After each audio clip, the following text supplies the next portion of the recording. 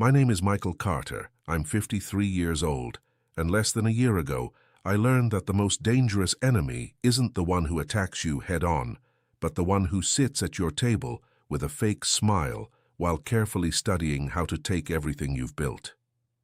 My wife decided that 12 years of loyalty, stability, and shared effort weren't worth as much as the advice of a woman who has failed 4 times in marriage and whose only real specialty is destroying other people's homes so she won't feel so alone in her own misery.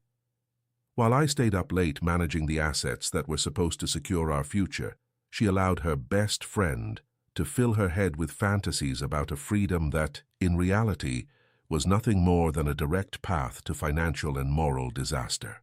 They humiliated me, forced me out of my own house, and treated me like a disposable stranger after I had been the engine behind every single luxury they enjoyed.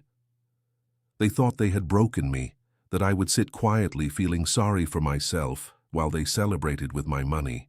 What they didn't count on was the fact that a man who has spent decades negotiating in the real world doesn't surrender to cheap manipulation. I stayed silent, watched every move they made, and waited for the exact moment when the law and reality would knock on their doors with the force of a hurricane. Betrayal has a price, and I made sure the bill would be impossible for both of them to pay. If you enjoy stories where betrayal has consequences and justice arrives without warning, leave your like and subscribe. Here we share real stories of revenge and lessons that are never forgotten. My life before the disaster was what any sensible man would call a complete success, even if to those who chase cheap thrills, it might have looked monotonous. At 53 years old, I felt at the peak of my intellectual and financial strength. Emily Carter and I had been married for 12 years. She is 10 years younger than me, a woman who always possessed a natural elegance and a calm presence that I considered my refuge.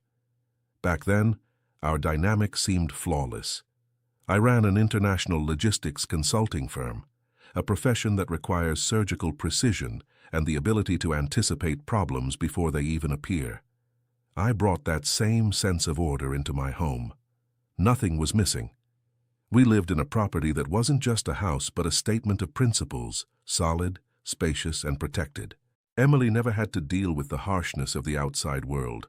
I handled the contracts, the insurance, the investments, and every unexpected problem. My mistake, in hindsight, was believing that by shielding her from difficulties, I was strengthening our bond. The reality was that I was creating fertile ground for boredom and vulnerability.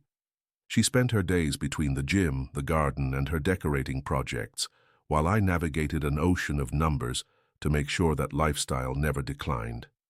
We were, or so I believed, an indivisible unit. We had long dinners where we talked about our retirement plans, about the trips we would take once I decided to step back from running the company. There was respect, or at least the mask of respect was worn very convincingly. The balance began to crumble the moment Vanessa Harper reappeared in Emily's life. Vanessa was that childhood friend every man fears, a woman who projects aggressive confidence to hide a long trail of personal disasters. She had gone through 4 divorces, each one more scandalous than the last, and lived off the alimony she managed to extract from her former husbands through endless legal battles. To Vanessa, marriage wasn't a partnership, it was an extraction business. At first, her visits were occasional, a coffee on a Tuesday, an afternoon of shopping on a Thursday. But soon, her presence became a constant shadow in my living room. I began to notice subtle changes in Emily. The language she used was no longer her own. She started using terms like emotional validation, financial autonomy being held hostage, and the awakening of female consciousness. Words that sounded hollow coming from a woman who had unlimited credit cards and a life of absolute comfort. Vanessa was injecting a virus into her mind. I would hear them talking on the terrace, their voices lowering the moment I approached. Vanessa told her that I was a controlling patriarch simply because I liked to keep the household finances organized. She told her that her beauty was fading inside a glass cage and that she deserved to experience life without the weight of a man who decided everything for her. What Vanessa was doing was psychological demolition. She envied Emily's peace because it exposed her own chaos. If Vanessa couldn't be happy, no one around her was allowed to be either. Dinners in our home became tense. Emily began questioning every expense, not because she lacked anything, but because Vanessa had planted the idea that I was hiding a fortune to leave her on the street someday.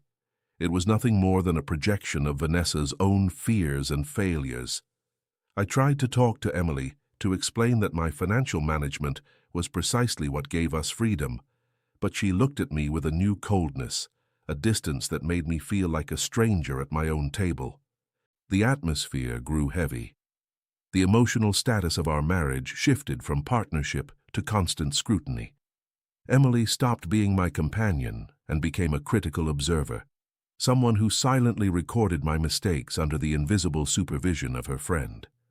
I kept working, kept providing, but I felt like I was feeding a parasite growing inside my own home. Vanessa didn't just come over for coffee anymore.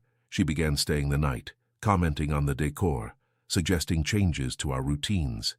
Emily defended her with blind ferocity, saying she was the only one who truly understood her.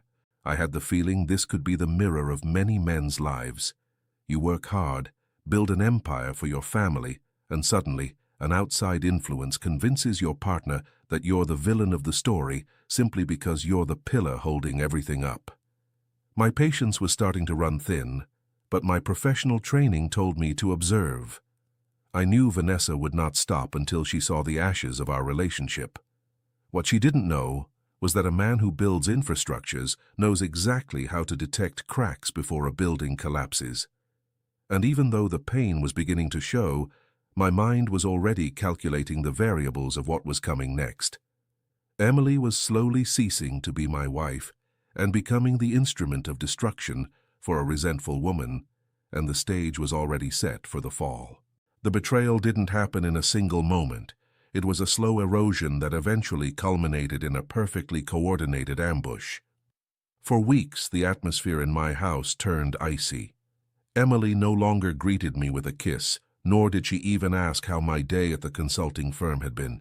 She simply watched me from the sofa, always with her phone in her hand, most likely reporting every one of my movements to Vanessa. I felt a silent anger building inside me, a pressure in my chest that forced me to clench my jaw, but I kept myself under control. A man of my age and with my responsibilities cannot afford the luxury of exploding. An explosion clouds judgment, and I needed my judgment more than ever. The breaking point came on a Friday afternoon. I arrived home expecting to find the peace I needed to finalize a few important contracts, but the moment I stepped inside, I walked into a scene that looked like something out of a logistical nightmare. My office, that sanctuary of order where I kept the records of an entire lifetime of work, had been ransacked. The drawers were open, my personal files scattered across the desk, and sitting in my own leather chair was Vanessa. She had one of my investment folders open and was holding a pen, circling figures on my account statements. Emily stood beside her with her arms crossed, wearing an expression of defiance I had never seen on her face before. "What does this mean?" I asked. My voice came out low and controlled, but it carried an unmistakable threat beneath the calm. I didn't shout. I have never been a man who shouts.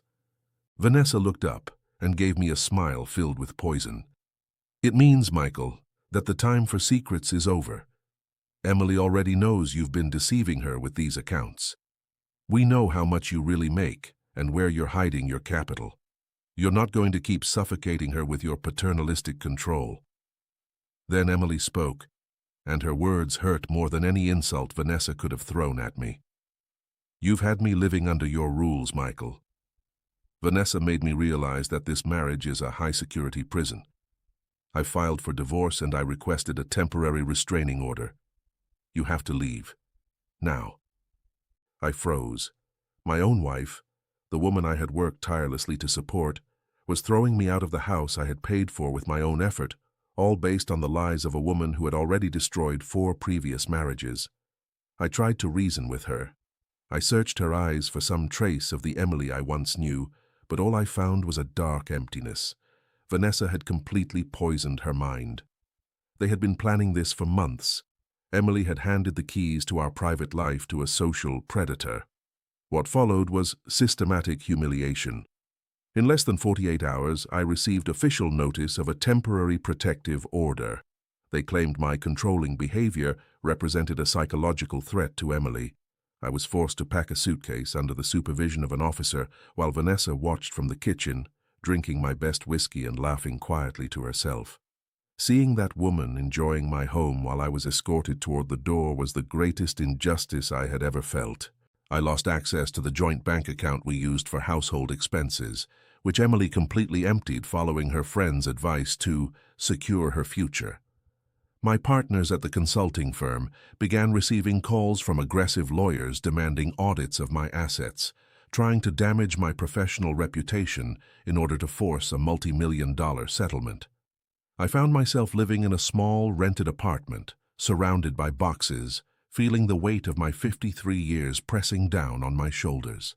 The city, which once felt like a land of opportunity, now felt like a desert of loneliness. Emily changed the locks and stayed in the mansion with Vanessa.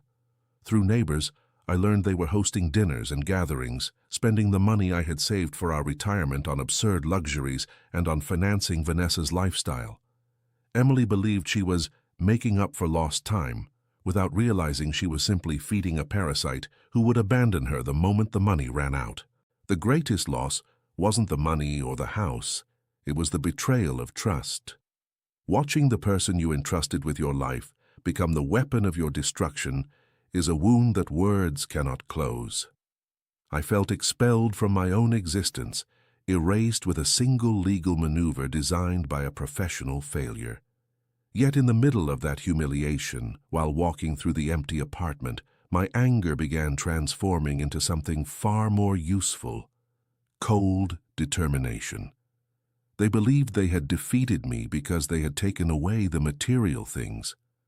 What they didn't understand was that a man like me is not defined by what he owns, but by what he can rebuild. The game had only just begun, and while they celebrated in my living room, I was already drawing the lines of their downfall. Most men finding themselves in my situation would have made the mistake of begging, or worse, exploding in fits of rage that would only have validated Emily's lawyer's accusations, not me. My training taught me that the best response to an ambush is a tactical retreat followed by a surgical counteroffensive. I settled into that apartment and turned the dining table into an operations center. My first phone call wasn't to complain, it was to contact a digital and financial forensic firm that didn't believe in mercy. I knew Vanessa, with her 4 divorces behind her, believed herself to be an expert in the law. But I also knew that people like her always leave behind a trail of greed. She didn't want Emily to be free. She wanted Emily's money. And Emily, in her blindness, was making unforgivable administrative mistakes. I brought into my team a legal mentor, a man my age who had seen thousands of cases like mine. "Michael," he told me, "the problem with people who lie is that they have to remember too many things. We only need to stick to the facts." We started by following the money.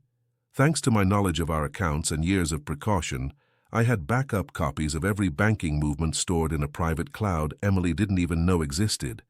And I discovered something fascinating. Vanessa had convinced Emily that, in order to protect the capital from my supposed control, she needed to transfer large sums to an offshore account belonging to a consulting company that, coincidentally, Vanessa had registered years earlier. They were committing asset concealment in real time, believing my silence was a sign of defeat. My emotional discipline allowed me to play the role of the defeated man. During preliminary hearings, I appeared tired, almost resigned. I allowed their lawyer to revel in his absurd demands. Meanwhile, my investigators were documenting Vanessa's nightlife and how she was using Emily's credit cards to pay off debts at illegal casinos. The so-called marriage counselor was a gambling addict draining my wife dry. My revenge would not be an act of violence, it would be an act of revelation. I was assembling a puzzle where every piece was a legally irrefutable piece of evidence. What Emily didn't understand was that patience is the virtue of those who know they are right. I focused on rebuilding my network within the consulting firm, making sure my partners understood that my personal situation would not affect the strength of the company. On the contrary, I used that time to conduct a preventive internal audit, shielding my legitimate assets from any attempt at seizure. Every night, I reviewed the reports from the forensic analysts. Vanessa's structure of lies was technically sloppy. They had forged signatures on property transfer documents, believing I wouldn't notice inconsistencies in the notarial records. I hired a forensic accountant to trace the exact connection between Emily's luxury spending and the deposits in the accounts of Vanessa's gambling houses. It was a reconstruction plan built on rational coldness. I wasn't trying to bring Emily back. I wanted the system she had tried to use against me to become her own prison. My lawyer and I prepared a dossier of more than 500 pages. We weren't going to fight over furniture. We were preparing a criminal complaint for fraud and criminal conspiracy. Patience became my greatest ally. While they felt victorious, spending the money I had worked for, I was closing the circle around them. I prepared the counterattack with precision that bordered on obsession. I discovered that Vanessa was already under investigation in another jurisdiction for a similar scam involving a businessman years earlier. That legal detail would become the final nail in her coffin. Revenge, when well planned, is a work of logical art. I was ready for the world to see who the real victim was and who the predators truly were. All that remained was the final stage where the truth would emerge in the most devastating way possible. The day of reckoning did not take place in a traditional courtroom, but in a private arbitration office where the final liquidation of assets would be decided. Emily arrived carrying the air of superiority Vanessa had cultivated in her, dressed in designer clothes paid for with my money and flanked by the woman who had orchestrated my downfall. Vanessa, meanwhile, chewed gum with insulting indifference, scrolling through her phone as if being there were a boring formality. They had no idea they were walking into a legal slaughterhouse I had designed centimeter by centimeter. My lawyer placed the folder on the table. There were no introductions. Emily's lawyer began with the usual demands: the house, 60% of my savings, and lifetime alimony for emotional damages. When he finished, the silence in the room felt like a tomb. I kept my eyes fixed on Vanessa, who finally looked up, sensing for the first time that something wasn't right. My lawyer cleared his throat, and with a coldness that even surprised me, began listing not my assets, but theirs. Before discussing the settlement, my lawyer said, we must address the disappearance of $400,000 from the joint accounts over the past 6 months. Emily tried to interrupt, claiming it was money for her support, but my lawyer raised his hand, asking for silence. We have evidence that this money was not used for Mrs. Emily's support. It was transferred to a shell company called Success Consulting, whose sole beneficiary is Mrs. Vanessa Harper, present here today. I watched the blood drain from Emily's face. She turned toward her friend, searching for an explanation that never came, but that was only the beginning. My lawyer projected onto the screen the records of the casinos where Vanessa had been burning through Emily's funds. We showed photographs, dates, and exact amounts. The final blow came from the handwriting expert's report. Vanessa had forged my signature on 3 fund transfer documents, and Emily, desperate to please her mentor, had acted as a witness knowing perfectly well that the signature was false. This is no longer a divorce, Mrs. Emily, I said, speaking for the first time during the entire session. My voice was a cold whisper that sliced through the air. This is a criminal complaint for fraud, document forgery, and criminal conspiracy. The bank has already frozen the offshore account. All the money you thought you had has been seized by court order. Vanessa's reaction was immediate and predictable. She didn't try to defend Emily. She stood up, grabbed her purse, and looked at my wife with absolute contempt. "I told you to be more careful with the paperwork, you idiot," she snapped in front of everyone. "Now deal with it on your own." Vanessa tried to walk out of the room, but 2 police officers were waiting for her at the door. Officers I had arranged to be there after filing the criminal complaint days earlier. She was handcuffed without a word, her mask of invincibility collapsing as she was escorted down the hallway. Emily remained at the table, trembling. The lawyer she had hired, realizing the case had turned into a criminal fraud investigation, began packing his briefcase, muttering that his contract did not include criminal defense. Emily looked at me with tears in her eyes, trying to form an apology, searching for the man who had always cleaned up her disasters. I simply closed my folder.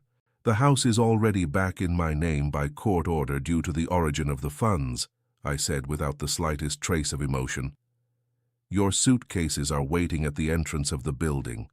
There's no alimony, no savings, and once the audit is finished, you will repay every dollar Vanessa spent in those casinos, or you will face the same fate she is about to face in a cell."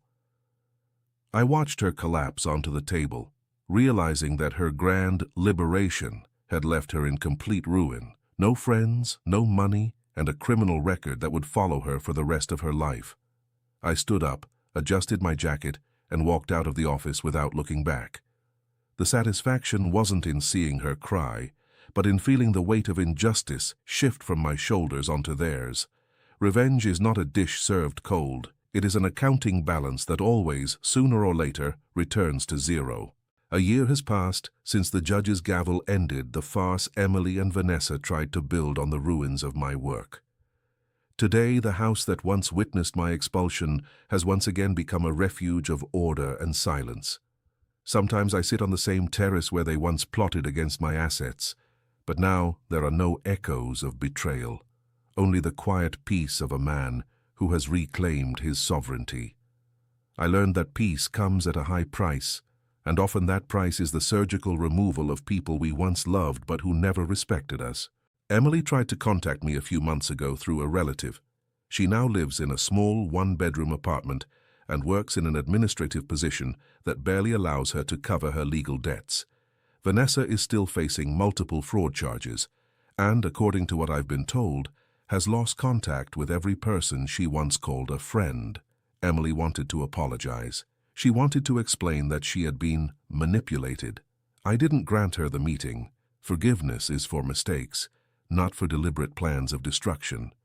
My response was silence, the same cold silence she gave me when she threw me out of my own home with a suitcase in my hand.